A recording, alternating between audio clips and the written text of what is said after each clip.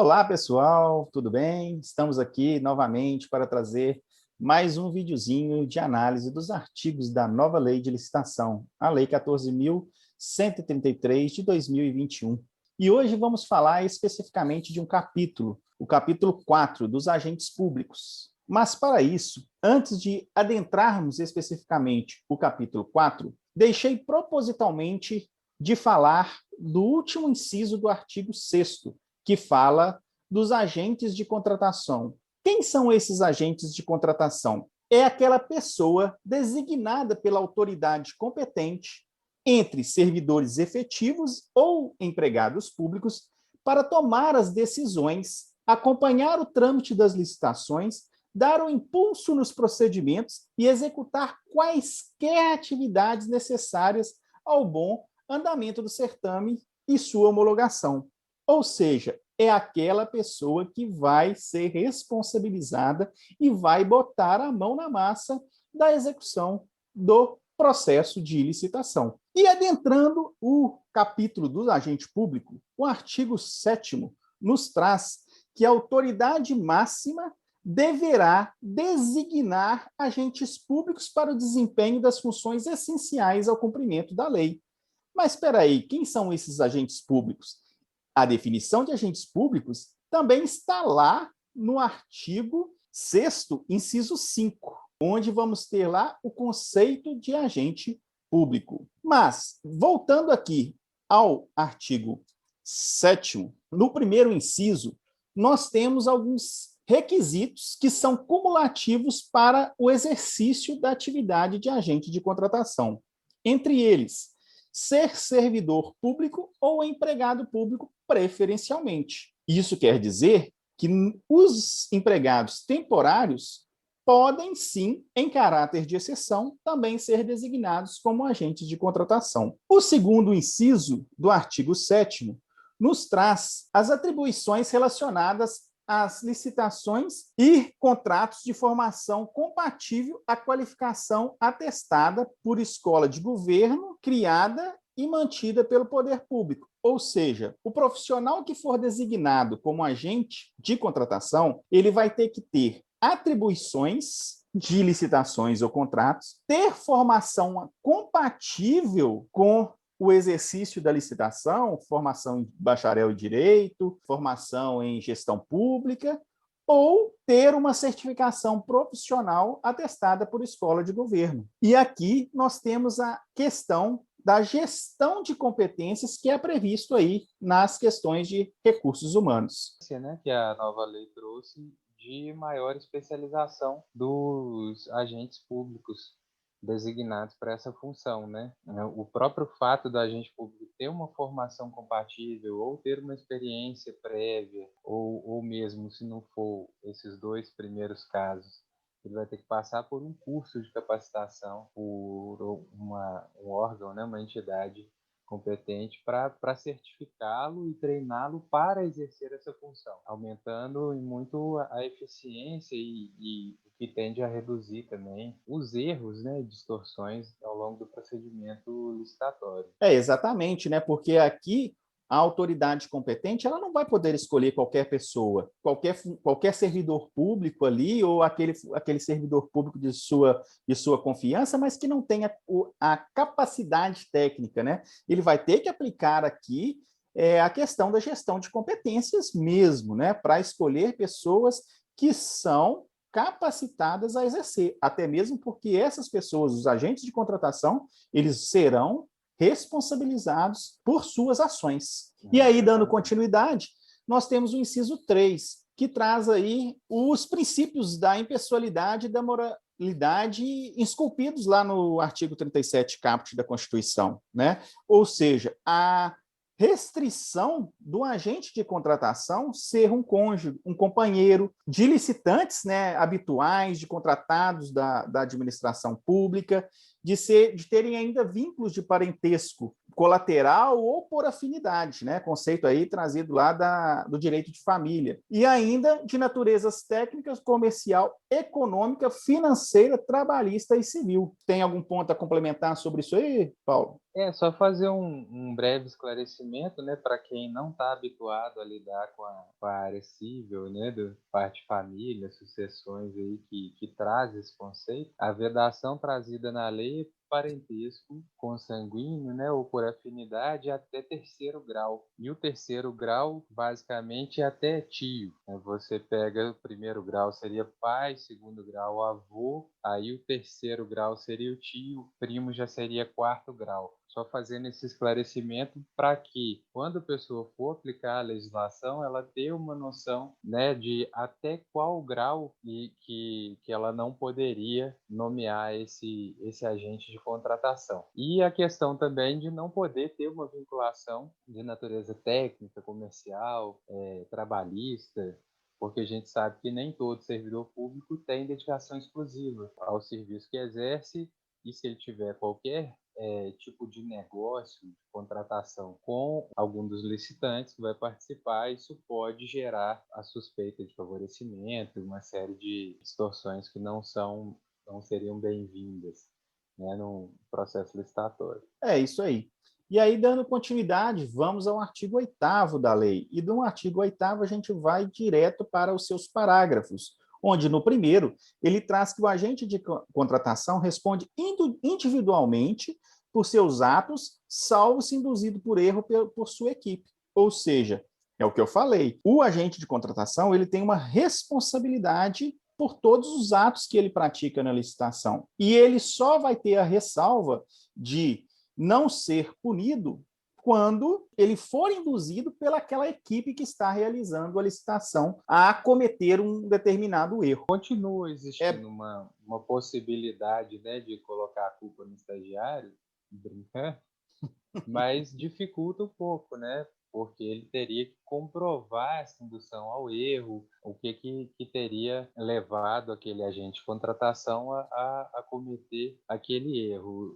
E essa responsabilidade maior do agente de contratação eu acho bastante salutar e bem-vinda na nova Exato. legislação. Exato, exato. É uma restrição aí, né, a essa questão do cometimento de ilícitos por má-fé e por falhas mesmo, né? Ele vai ter que ter assim, um conhecimento e uma noção de que ele é responsável por seus atos. Até porque, se você parte do pressuposto que o agente de contratação tem que ter experiência prévia ou uma especialização, uma certificação nas funções que ele exerce, reduz bastante a possibilidade, né, de cometimento de erros por alegar falta de conhecimento, esse tipo de questão, né?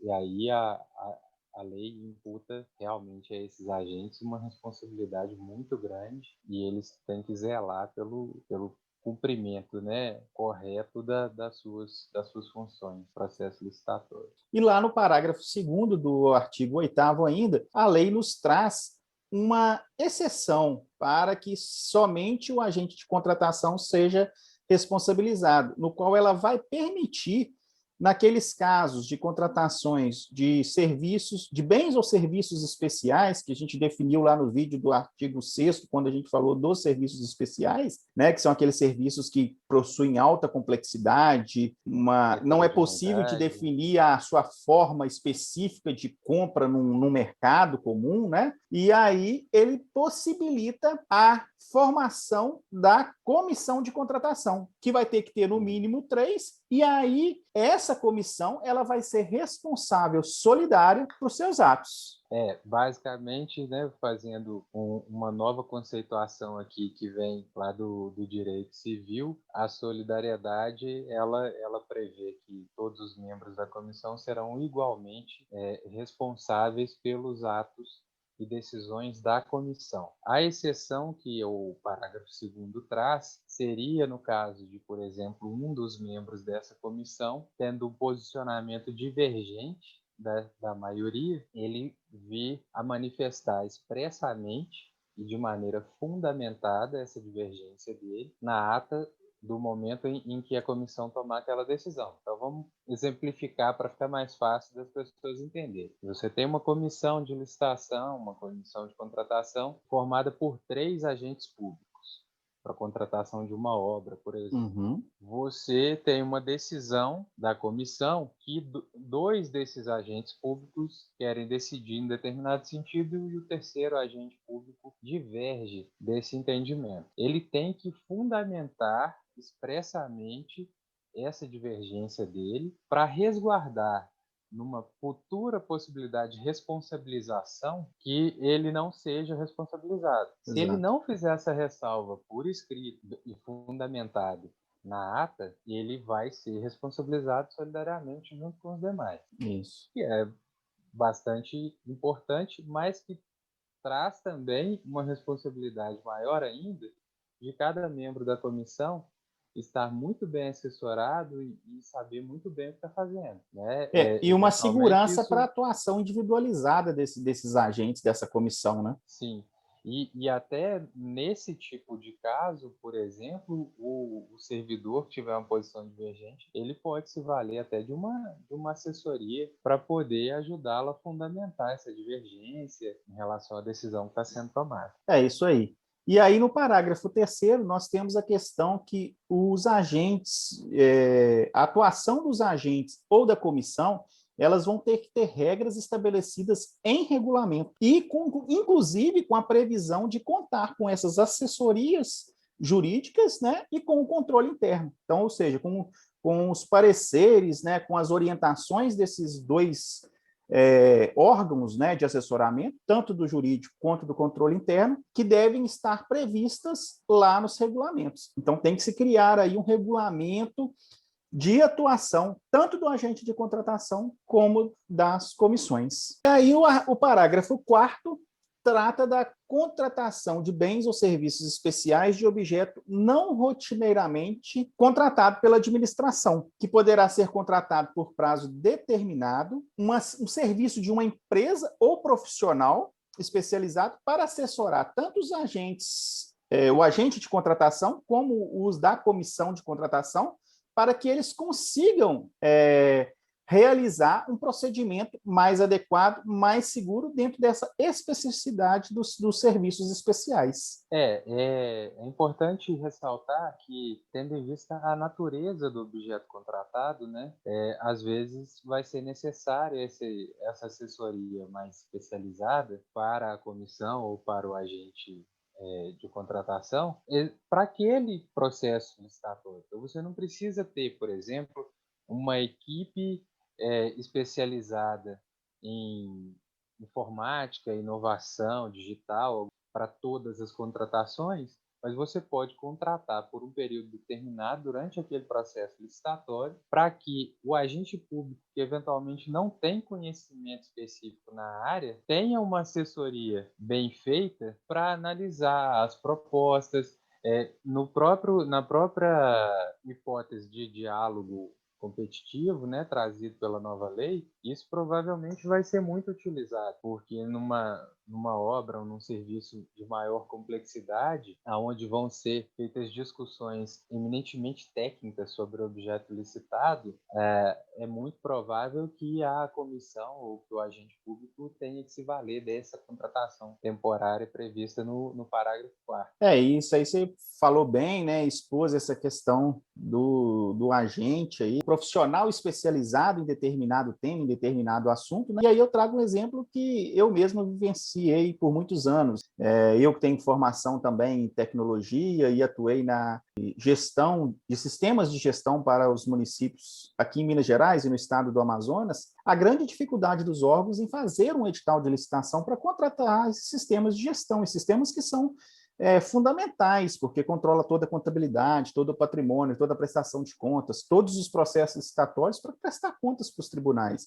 E aí fazer um edital, tecnicamente, que dê condições do município de estabelecer parâmetros de aceitabilidade, de qualidade, de integração entre esses sistemas, é importante ter um profissional que tenha o conhecimento na área para que seja elaborado um edital que forneça uma segurança maior. E, para finalizar, a gente tem o artigo 10º, que traz a previsão da advocacia pública atuar nos processos de defesa dos agentes de contratação ou dos agentes públicos vinculados à realização dos processos licitatórios, desde que estes tenham seguido estritamente as regras ou os pareceres fornecidos pelo órgão, né, de assessoramento jurídico ou de controle interno. Ou seja, eu sou agente de contratação, foi-me atribuído um parecer falando que eu deveria executar aquele procedimento daquela forma e eu segui estritamente, eu vou me valer da defesa pública. Eu não vou ter dispêndios com a minha defesa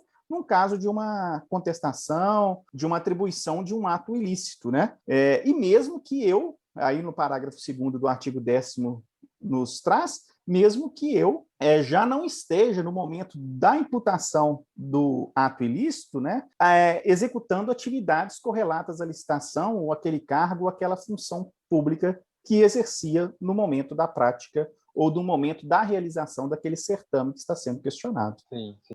Duas observações sobre o artigo 10, que seria em relação à advocacia pública, poderia fazer a defesa das autoridades e agentes públicos e servidores que estiverem exercendo a função de agente público, agente de contratação, mas se ele optar por decidir em sentido contrário ao que ele for aconselhado, ele não vai poder se valer da advocacia pública, né, para fazer a sua defesa, caso queira. Então, se ele optar também por contratar um Ele advogado pode. especializado, um escritório especializado no assunto para fazer a sua defesa, ele tem essa autonomia também. Isso vai acontecer muito porque, às vezes, eu estou sendo imputado de um ato, fio ali na advocacia pública daquele município, porque aquele ato foi me imputado a eu pelo próprio município, às vezes. Então, assim, eu não quero que o município me defenda, porque a autoridade, às vezes, competente, me levou àquele erro, né? Ela disse que era para me fazer assim, não. Então, eu vou contratar uma advocacia privada para me defender, porque eu vou alegar todos os fatos que me cabem alegar. Ele vem aí para evitar que o poder público, né, a administração pública, tenha dispêndios financeiros, gastos com a advocacia pública, né, para defender agentes públicos que cometem aqueles ilícitos de má fé, com a certeza que estão cometendo aqueles ilícitos, porque aí nós teríamos duas despesas públicas, o ilícito e o gasto da advocacia pública, né? Então, ou seja, se você cometeu aquilo ali com má fé e com a certeza da ilicitude, agora você vai ter que ter o seu gasto do seu bolso para se defender e provar que não foi por má fé ou por vontade própria. Exatamente, até porque, em tese, o parecer jurídico que ele recebe durante o procedimento visa a evitar prejuízo ao erário, a evitar problemas. E se ele toma uma decisão em sentido contrário ao parecer, ele está assumindo esse risco. Bom, pessoal, é isso aí que nós queríamos trazer nesse vídeo de hoje, específico sobre o capítulo dos agentes públicos. Nos vemos em breve nos próximos vídeos e na sequência da análise dos artigos da nova lei de licitação. Um grande abraço. Então, inscreva-se no canal, acompanhe a gente no Instagram, no YouTube, clica lá no sininho para receber as notificações. 2 vezes por semana vamos trazer um pouquinho de reflexão aí sobre a nova lei para todos. Grande abraço, tudo de bom.